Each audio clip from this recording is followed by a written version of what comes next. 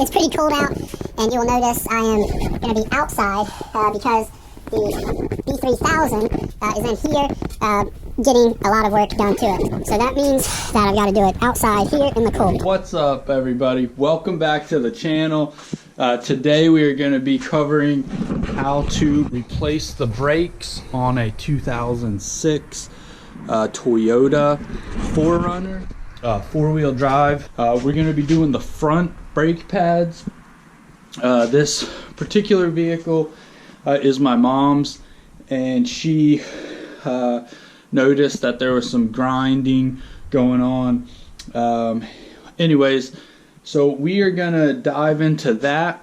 So the first step you want to do, jack the car up, get the wheel off, and if you can see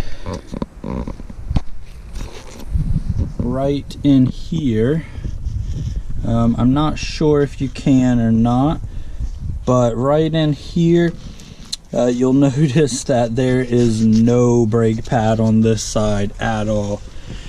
So first order is going to be taking this off, which is going to be some bolts right here.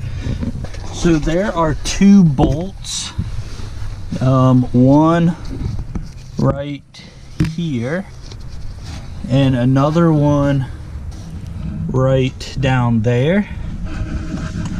They are 17 millimeters right there. Pop that on.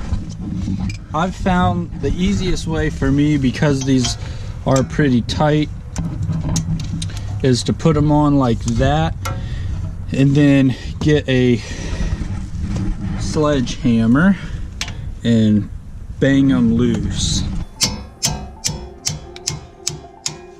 Same thing on the bottom. And then you will have this bracket here that is supposed to have a bolt in it. It's gonna probably be a 10 millimeter nut here. For some reason this one is off, so that is that. But you're gonna want that off so you can move the caliper around once you get it connected or disconnected. Now that you've got both of those 17 millimeter bolts off, this should slide off.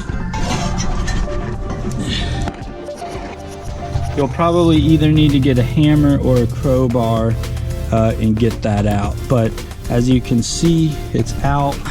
This right here is the indicator that lets you know it's time to replace the brakes. As you can see, this metal lip, when it gets down, it pushes against the rotor and makes a grinding noise. Now here on the back side, if your new brake kit did not come with these metal tensioners here, you'll need to keep these because they will go on the new one. So mine didn't, so I will need to keep this. The next step is pulling these little clips out. So we're going to pull these clips. They just literally pull out.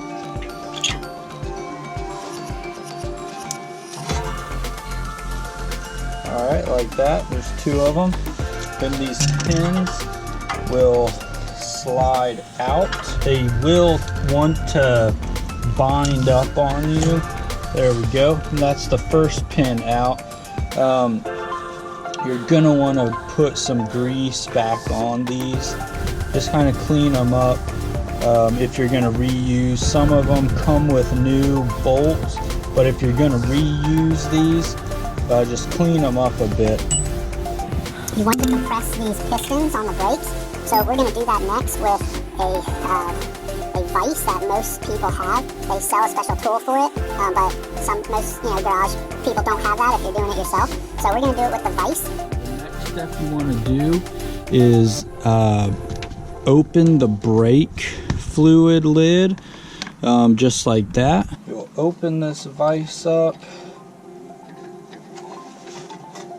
and right like this, if you can see how I have it hooked up, you'll want to go all the way until this piston and this brake are level flat here, and then you're going to want to do the same thing on this side. Flip the brake pad around and do it over here.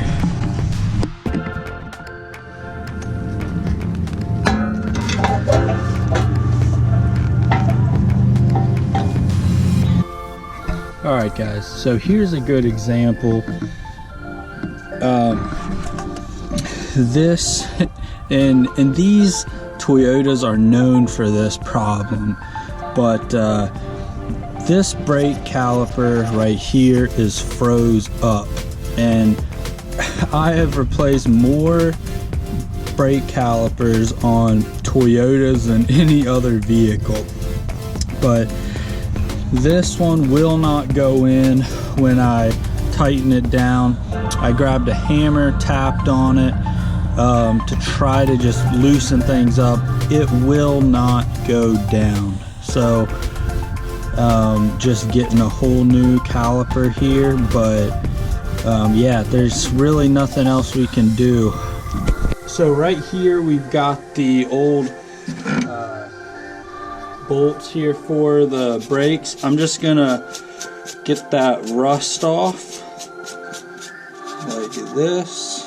I'm just gonna grab a little bit of grease here. You can use the kind I recommend is brake grease.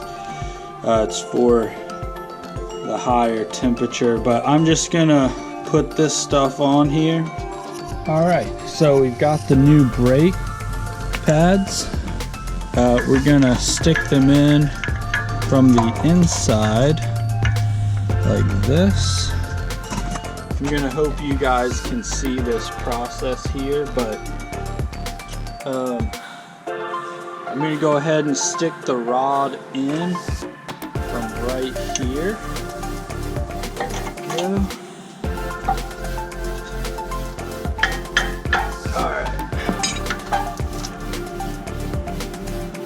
Once you get that one on, go ahead and run your clip back in so it doesn't back out on you. And these things can be a pain you have to work them level or they bind up. Next up, you need the clip because you're going to need to stick this in at the same time you put this in. This V-shape goes in the bottom here, like facing in, and you'll run the tip right through there, right like this, through here, and then it'll run through there as well. Same thing, put the clip in so it doesn't come out. Alright, so this is how the clip goes. It runs through there, and then it runs up here and then back in to the holes right there. So that's how that clip goes.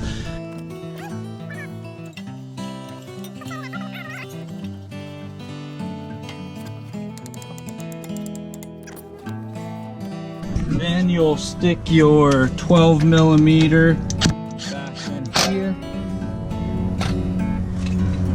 And now I'm gonna line up the caliper with the holes and put those back in and just tighten them down really tight.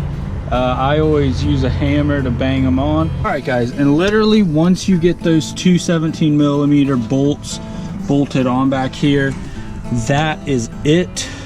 Reinstall your wheel. Don't forget to put your brake fluid cap back on, and your wheel should move nice and freely. It shouldn't be hard to spin or anything like that. So that is it. That's going to wrap up today's video on how to replace the brakes.